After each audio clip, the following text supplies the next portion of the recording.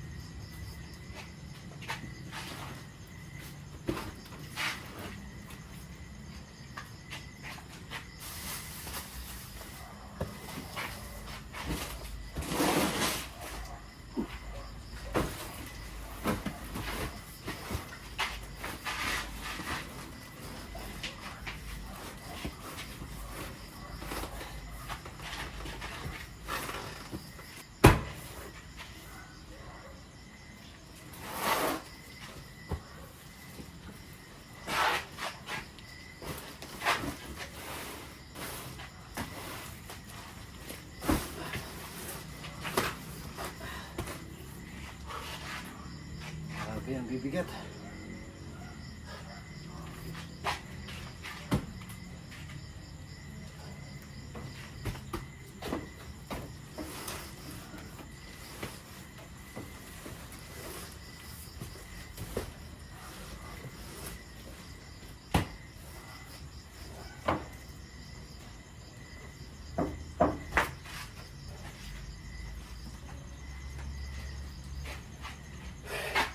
Hinihingal ako mga kababayan. So yan lang po yung kakargahin natin kasi grabe sobrang bigat po mga kababayan. So mahirapan na tayong madala yung iba kasi hindi nakakayanin. Ito pa lang, ito is nasa mga parang more or less or nasa mga 90 kilos to. Napakabigat, so yun pa. Malaking boxes kasi mga kababayan. So yan lang muna yung dadalhin natin. Huwag nating ipilit. Kasi baka hindi nakakayanin. Ito lang yung karga natin mga kababayan. Kaya baka nyo lang kami bukas sa pamahagi namin sa mga boxes na ito. Kaya ngayon talian na natin para hindi mahulog yung laglag.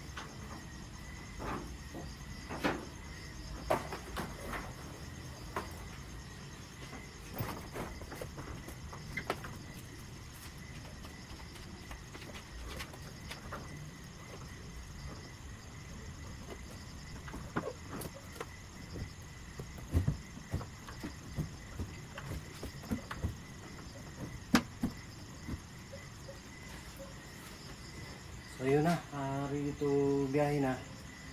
Bukas madaling, bukas ng umaga ay pupunta kami ng bundok. So kaya tara, let's go. So yan na mga kababayan, umaga na. Ang bilis lang. So ayan na yung mga nakarga natin. Kaya good morning ulit sa inyong lahat mga kapugong biyaheros. Kaya tara, puntahan na natin si Sir Paul para may pamahagi na namin yung mga packages na yan galing sa mga nagmamahal na sponsor, mga nagpadala. Maraming salamat sa inyo at ibahagi na namin. Tara, samahan nyo kami. Let's go.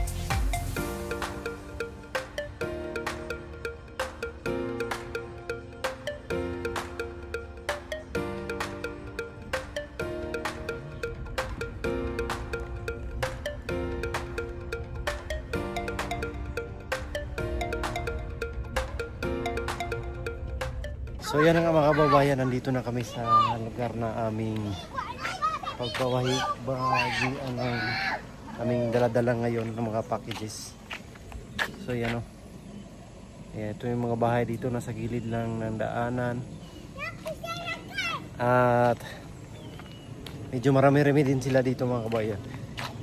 Puro daw to sa part ng Tapak Pakibato District, Pakibato District, Davao City mga kababayan.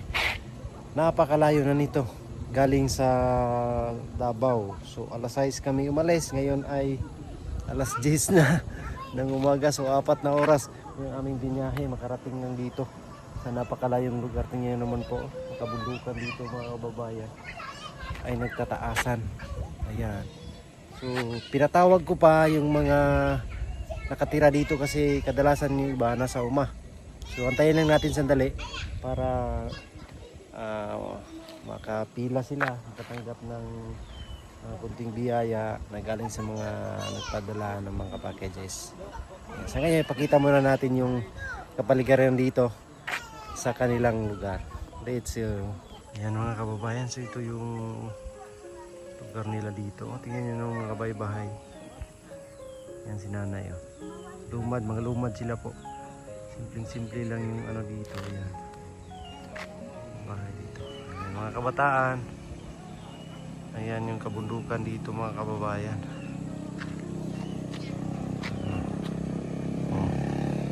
Ayan po. Ayan. Nanay, madala pang bata. Yung paligid dito mga kababayan.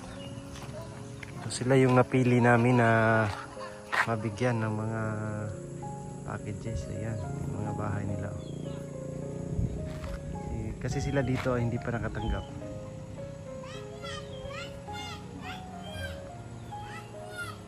Diba? Wala ba yung mga parents, pinapatawag pa namin.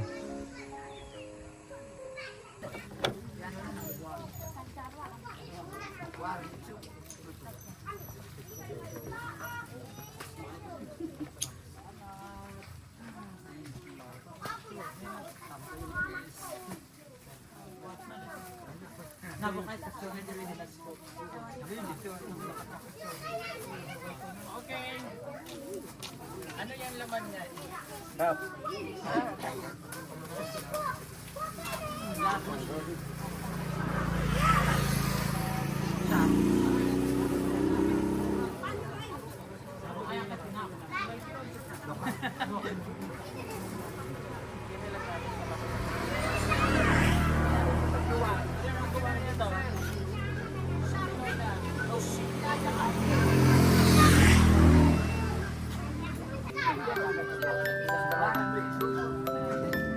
Ay, limba, nakasarong ko.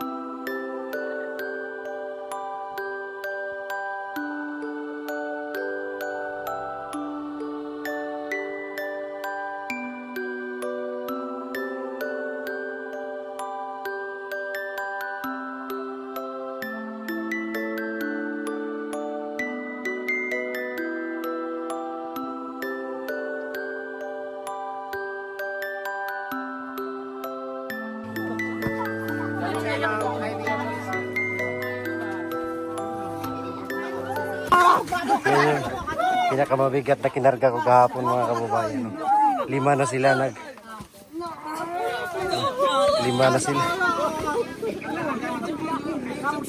nagtulungan.